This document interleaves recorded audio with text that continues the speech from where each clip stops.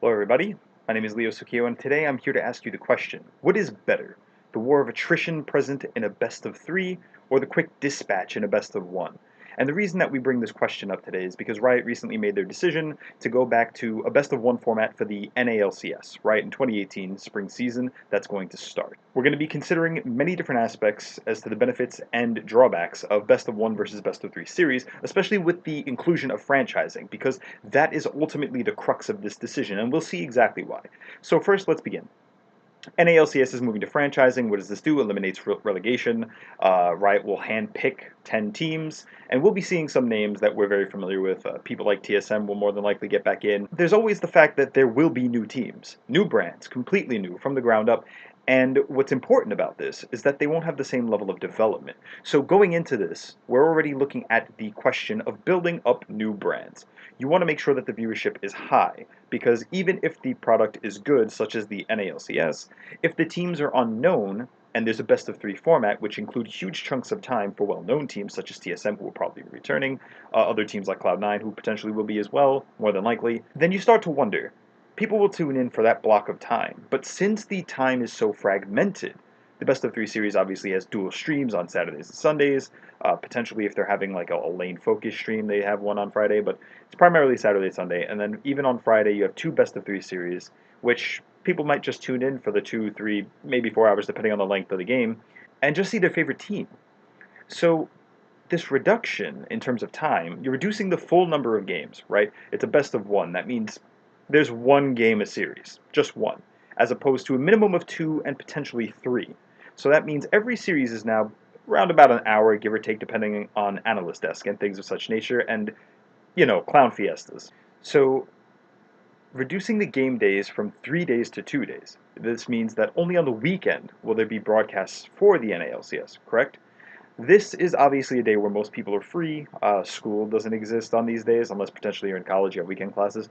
But largely, there's freedom here, much more freedom for a majority of people who will tune in, thus increasing the viewership. And by eliminating the 2 streams, you get a higher concurrent viewership, which means that if more people are watching, even if they're tuning in for, say, their favorite team, let's say for some reason CLG is versus TSM in the middle slot, they're the third match, maybe somebody tunes in a little earlier and that first game is bleeding out. It's a clown fiesta, it's running a little later, so now somebody's exposing themselves to 2 other brands that they might otherwise have not watched. Simultaneously, maybe they'll stay a little bit after. Maybe they have nothing to do for the middle of their day. Maybe their plans exist around the nighttime, and depending on the time zone, it doesn't even really matter because I'm on the East Coast, so for me, it used to be, I think, 12 p.m. to about 5 p.m., which means it would conclude around 6.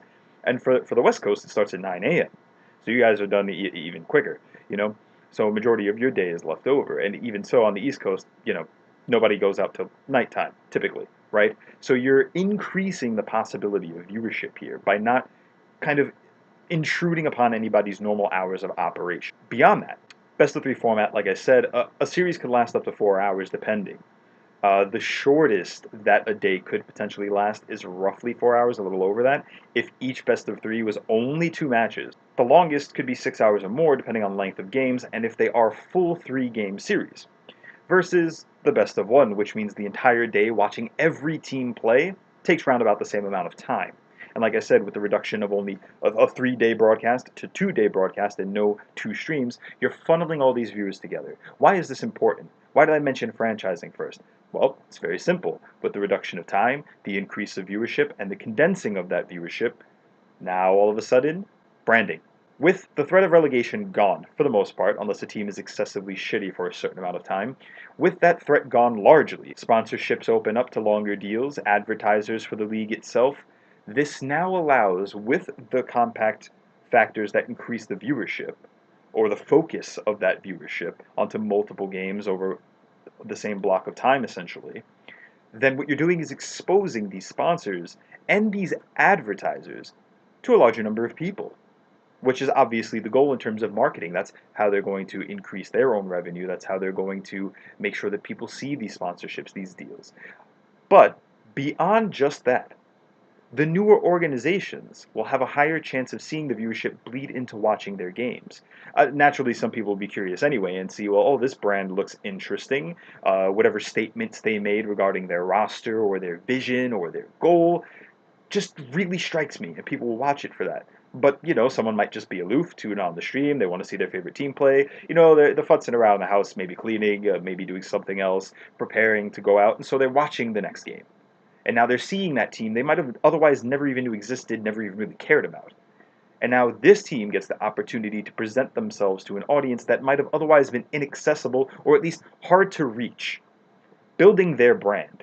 And that's an important fact that we're going to remember for later on. I have these facts separated certain tiers. Now, we have something called the X Factor. How interesting this is to watch. Because on top of funneling viewership into this small concrete block and increasing viewer bleed out into other matches, not just their favorite teams, you have the X Factor, how interesting it is. And what I mean is best of three versus best of one. Best of three, you get to see how something evolves over time. I think this appeals more to strategic fans, more to diehard League of Legends fans, not like diehard TSM or diehard C9 fans. Diehard League of Legends fans who like to break down the game, see what decisions teams make, see how their pick, ban, and draft phase adapts over the course of a series versus a best of one, which in its own right has its own intrigue factor because the match can go any way. On top of that, the strategies can literally revolve around a cheese pick that might otherwise not function properly. Yeah, a cheese pick may very well work in a best of three in one match, and then if the team can't respond, a good example of this would be, I believe it was a promotion tournament, although I forget exactly when, and it was between Team Liquid and one of the challenger teams, whether it was Gold Coin or E United, I do not remember at that point in time. But Midlet, Piglet Mid, he played Karthus, and it might have been E United or Gold Coin, whoever it was, they weren't able to adapt to it. So they ended up banning it out in like the third game onward, so that they couldn't fall victim to it again. And that's a good example of a cheese pick working in a best of 3-5 series, right? But usually teams can adapt, they can just ban it if they can't. But in a best of one, you don't get that opportunity. So one good cheese pick, one good strategy planned around something unconventional can really upset the standings in a very big way. And I think something to analyze when you consider the fact that a best of one holds that much weight. We look back to the split where TSM, I believe it was the split they had Wild Turtle, before Double Lift came back. If I'm not mistaken, it could be another split, but the point being is that TSM, during one of their splits, lost a lot of their first games in their best of three series. Now, in a world where this was best of one, they would have been remarkably lower in the standings, considerably, actually. And this could have affected the entire competitive landscape going into the playoffs. However, the playoffs obviously are best of five series, which means TSM probably would have adapted the same way they adapted in best of three series throughout that season. So, we could make the case back and forth, right? Because ultimately, these best of ones will be done to seed teams into playoffs. And ideally, the teams who are still better overall will win more best of ones than they lose. The cheese pick can only work once because the next team you face, even though it's not going to be the same team, they'll be able to see what you did and potentially plan a counter, just plan to ban it, and then go through with their own strategy, and then suddenly you're standing on one leg and trying to balance yourself. And that's horrible. You don't want cheese picks to be your strategy. That shouldn't be your go-to. It's not very reliable, and then when you do get to a best of series, you're going to be pretty handicapped, right? So that being said, I think that best of threes also offer, in terms of interest, much more diversity in terms of the number of champions that you can see. Because as a series evolves, more champions are banned, different champions are picked maybe to counter a champion that gave a problem, something is banned if it was a problem, and therefore it opens up new picks and unlocks new picks for the different roles depending on what was banned and when. And that's very fun in and of its own right. So I don't think it's necessarily stale, as we've been seeing some comments float around Reddit recently that it could potentially be stale. I don't really feel that's the case. Whereas best of ones do have the potential to be much more exciting because, like I said, it's the one game that determines the victory, right? So there's much more on the line regarding that. Now, when it comes to competitive edge, which is another topic people have talked about, and I need to bring this up since we're talking about how many matches and potential adaptations that would make best of threes versus best of ones interesting, or which one holds weight over the other in which way.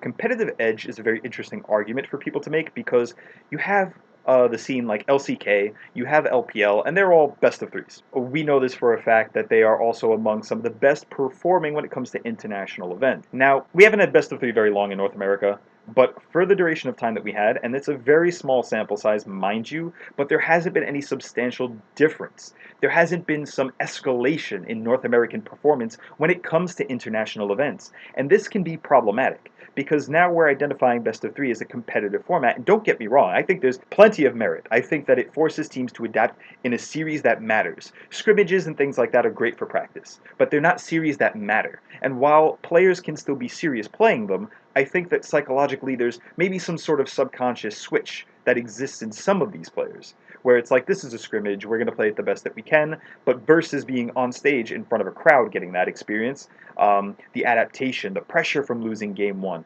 being in front of the crowd, and then adapting the draft, pressure on the coaches, and then the players to execute that new draft. You know what I mean? Keeping mental fortitude for the players and then adapting the pick and ban for the coaches, that is something that is very valuable on an international stage. But considering that most of the entry-level portions of these tournaments, like MSI, like Worlds, are best of ones, how bad does this really hurt us, especially since the induction of best of threes? North America hasn't had substantial improvements, if any improvements, on the international stage. And granted, you look at groups like last year's Worlds, TSM gets a group with like Samsung Galaxy and RNG, it doesn't get to make it out of the group, right? Comes pretty close, but they don't get to leave. And we could say it's luck of the draw, obviously, but at the same time, no amount of best of threes is going to prepare you for what are some of the best teams coming into Worlds being slotted into your group. And while the most maximizing the amount of preparation that you could possibly have is great, what are you going to do if luck's not on your side? Ultimately, there are so many variables that this alone isn't a standout factor. So with those variables accounted for, we don't get to adequately measure the effect of best of threes. And while this Worlds 2017 hasn't happened yet, we know the groups, we know TSM has excellent potential to get out of their own. Some would argue C9 have potential to get out of theirs. And some would say more confidently that Immortals can get out of theirs, considering they're fighting like Gigabyte Marines, who, outside of Levi and arguably Optimus, are kind of weak. And then Fnatic, who can be very shaky, they have a better chance, right? We're going to see. We're going to put it to the test. This is the last test, considering we're switching back to best of one anyway, where we can see if best of threes have a substantial effect on the preparation and the outcome of North American performance at an international event, right?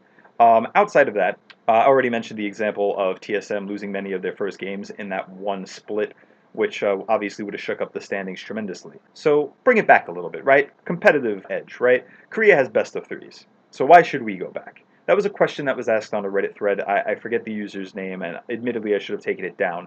However, I speculate that there are many different methods as to why best of threes work far more successfully for Korea. Notice something, we have best of threes, but if TSM gets in a group with a Korean team and a Chinese team, we think their odds are pretty slim, first of all, to get out first, but then problematic, maybe 50-50 getting out second most of the time, right? And I use TSM as an example because they've been the first seed out of North America for a while now. I'm not particularly a fan of them. I don't dislike them. They've been the best performing team in terms of individual strength as a unit, the individual sum of their parts as well, right? Considering this, why is it that these other regions always are predicted to be stronger, despite us having a best of three? And my reasoning would be, I think that there's something different when it comes down to intangibles. Coaching, how they utilize that time, how they prep, how seriously they take it, and then also the culture that surrounds the seriousness of that environment, right? We see small infractions from Korean players, like that whole thread that blew up about Bang, where he had to apologize basically for a statement that was admittedly poorly worded, however, not as serious as some actions we've seen from players over in North America. And at the same token, it begs the question of how much more serious they are about it and how much more seriously they practice. Obviously, the strength of their environment in which they practice in, because their solo queue is a lot healthier and things like that, but this video isn't about that, so we'll stray away from the subject for now. I just think that there are other intangible factors, other also tangible factors that you could actually analyze, like the solo queue, for instance, that contribute to their success. And it's not just inherently the best of three series. Otherwise, why shouldn't we be able to contend with other regions that have this format, correct? Outside of that, Riot North America balances its broadcast time with EU LCS. So ultimately, this time reduction, like I was mentioning before, to increase viewership, you're reducing the broadcast to 2 days, there aren't 2 streams, and now we've just meshed all this viewership together. Likewise, since it's 2 days instead of the 3 that it was, Friday, Saturday, Sunday, reduced to Saturday, Sunday, now you have a whole extra day, a whole entire time slot that EU can mess with. And considering they just changed their format, I do think this was a consideration when switching back to best of ones. Do I feel like it was a primary factor? Not necessarily. I think that was more franchising and branding and trying to make sure every team has even exposure. But I do think this was a consideration. Beyond that, Korea doesn't have to weigh out any other regions broadcasting. They don't have to schedule around other people. And I think culturally there might be some variations that enable them to do their best of three format, the streaming format, throughout the week as opposed to late night Friday and then dual stream Saturday, dual stream Sunday, right? We get to see every team play, but there's never a dual stream. But the point is the main matches are all spread out. Now, if Riot potentially wanted to do that, I think they're a little too afraid to kind of fragment their viewer base, because if certain teams are playing on certain nights, then that really fragments us, right? Diehard fans of TSM will tune in when TSM is playing, diehard fans of CLG will tune in when they're playing, and then what happens to the likes of Echo, Fox, and FlyQuest, or whatever team does make it into the league, correct? That in mind, I do think that this is largely marketing, this is largely viewer-based, largely trying to increase visibility for the various elements of brand development and marketing, right? I think it's pretty obvious all the way down to this point. Now, let's take a look at the disadvantages of best of one. And I have one main point to highlight here, because I don't think it affects competitive integrity nearly as much as people believe. I'll leave room for it to be kind of a small variance, right? But my biggest concern is as we're switching to franchising, these teams will have academy teams. And as far as I know, I don't recall if there's going to be a league for these academy teams, right? So whether or not they get regular practice is going to be interesting. Because in a best of three series, you can definitely call up some of your substitutes, some people from the academy team, give them some LCS practice, and then they can build their talent that way slowly over time. If you lose the first game, you can still call in your starting jungler, and then all of a sudden, you have a series on your hand, right? But in this instance, they're not going to get the professional practice that they otherwise could. And that's why I think they're the ones really that will be hurting in the next split, right? Outside of that, how do teams plan to develop or practice their academy teams, their rookie talent, if you will? This is a very important question that I think each team will have obviously their own answer to. And if there isn't already a league for the academy teams, which they could do in a fashion that was similar to Challenger, right? They could still play on similar time slots to professional teams. They can still have them play, and the practice in and of itself, regardless as to whether or not they get streamed or they have the limelight of performing in front of the crowd or not, that practice is important because that's honing the rookie talent and potentially breeding the next star player to come out of NA, regardless of whatever role they may appear in. And to me, that is exceptionally important. Now, I couldn't think of outright disadvantages when it comes to best of threes, unless you're considering disadvantages in terms of like how much time it takes to watch all of the games, having to basically pick and choose what teams you might value more because you don't have enough time to watch all of the games, in which case maybe we could have an argument and say, hey, you can watch a VOD, but, whatever. That's just being picky, and I'm not really here to do that. So ultimately, what it comes down to, best of one versus best of three, when it comes to viewership and marketing and brand development and all of this nonsense, best of one is really good. When it comes to competitive edge and giving a serious, meaningful environment to adapt, pick, and ban for the coaches and test their wit, and then also test the player fortitude to bounce back from a loss in a series, best of three obviously holds the mantle. Now, if we're talking about complete competitive integrity and that effect on international performance, we've already established that has yet to be proved. This is the last time we'll get to prove it, so let's hope TSM, IMT, and C9 show up for North America. Maybe they can make a case, and ultimately Riot would see the value in it over the long term. Now, before we jump to the conclusion here, I want to leave you with one last thing. In their announcement, Riot did say specifically, and they wouldn't say it unless it was on their mind, or they had to, at the very minimum, understand the value of best of three. They mentioned to us that best of three can return down the line. My personal theory is we will see 2018 as a best of one. My thought process is that they'll build up the brands that are unknown, have the sponsorships have, their specified slots, decent exposure, and once the brands are all built up over time, because keep in mind, they did say with these contracts, with the teams that they're going to be selecting, that there's going to be certain, not necessarily restrictions, but like mandates in terms of content creation, events that the teams have to do. They're responsible to make sure that they are exposed in various forms of media, create content like videos for YouTube, etc., and the like, which means that they will have a focus on developing their brands. And potentially, if this works well and they do develop their brands, we could see the return of the best of three if the same 10 teams remain from 2018 to 2019, and will potentially have the competitive environment back. If the viewership increases, if people's general interest increases for all of the teams and it doesn't hurt viewership, then potentially down the line they could actually designate time slots during the day to EU and then develop maybe the best of three scheduling, kind of similar to LCK, which I think would be more optimal. But I'm very hopeful that after brands develop, that we see a return of this format, since they've already figured out a way to piece it together with EU LCS. I don't think it's far-fetched to say that it will return to us in the future.